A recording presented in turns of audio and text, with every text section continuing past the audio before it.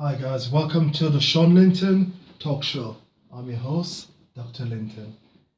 I it is an honor to have a YouTube channel, and I take it very serious. Before, so I never really saw the need, if I should say, to not in a disrespectful way or even a reluctant way, but I never saw the need to actually catalog my work where documentation is concerned, like the tax, where tax office and legality, you know your accounts and for legal reason, yes, but not for like historic reasons. You know, not a lot. But then I get to we are in a very changing world, and people, it's very good to catalog your work, not only for to prevent fraud or to make clarity, but also to pass on to the next generation, for them to know, for you also, for memory, for people to understand that you have work, and to encourage people in the field. This is why we have these awards, you know, the Queen Award, the different military award, the community award, the papers award, different businesses awards, is to honor people for their work and their achievement. Now, keeping records is not necessarily for works and achievement, but it's also good for people to understand the background from which you're coming from, especially if you are going to work into the public arena. You know, the public arena, people need to understand about a bit about your background, a bit about your where you come from, and I think I think that is fair enough, you know, and is coming from mainly a religious perspective. I would like to not to change the face, but actually to make the presentation of the gospel, you know, into a way in which it can be not appealing, but it can be well presented to all men, whether you are a black person or a white person, or somebody from a different part of the globe. Just not to change your authenticity, because then that would be the gospel. Not to change the word or the meaning or to create a new Bible. But I'm talking about the Bible as it is, the church as it is, but the presentation, the way we go about presenting the gospel, presenting the church, presenting how we preach, we teach, and we emphasize God, and we talk about the passion of the Christ to people, you know, without insulting them, without embarrassing them, and without forcing them, and without bullying them, without judging people, you know, but we still maintain the authenticity. We still maintain the fact that, okay, this is what is said historically. Okay, this is what is said theologically. Okay, this is what is said from the Bible. But I respect the fact that you don't want to hear, and I will pray for you. So I do believe that is a cry on a global scale concerning the mission of the church. We know the mission. We have been commissioned to go out.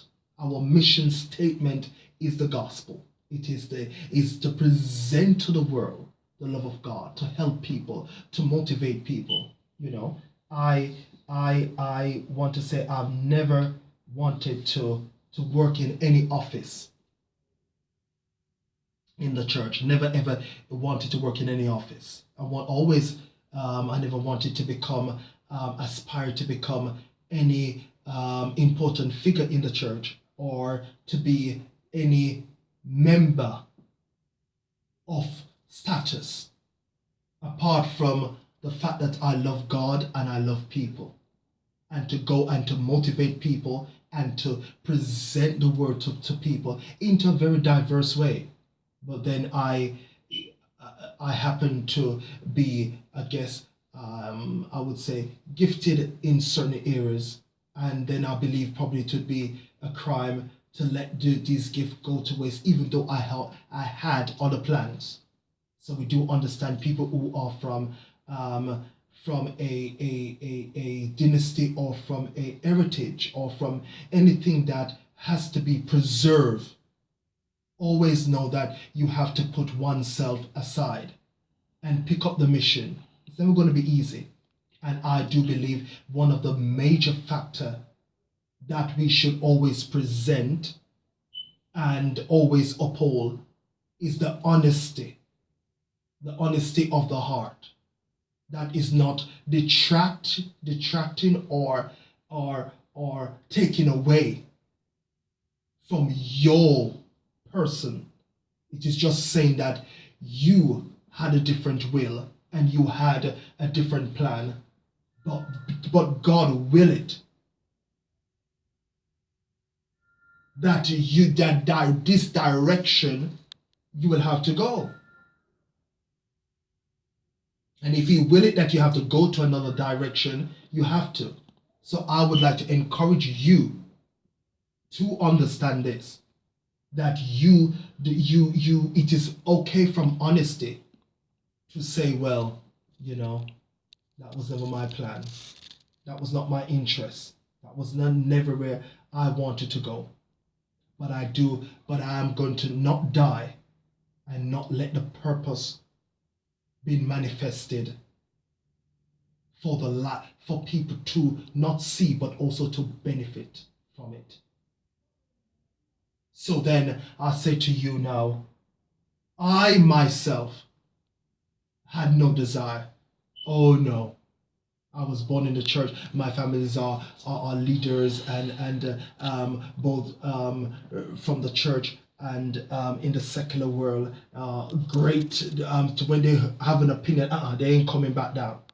But I do understand that because of the gift and the ministry that I've been called, this is the reason. But by choice, I would run a mile. I would be a fool to accept something, especially to do with the church ministry by myself. That would be my desire. But to whom much is given, much is required. So I encourage you today, if that is where you're struggling for, find a place and get your thought together and make your decision intelligently and make sure you own that decision, that you know what you are doing, that you don't blame it on anybody else. That's your choice. I would say to you, God bless you.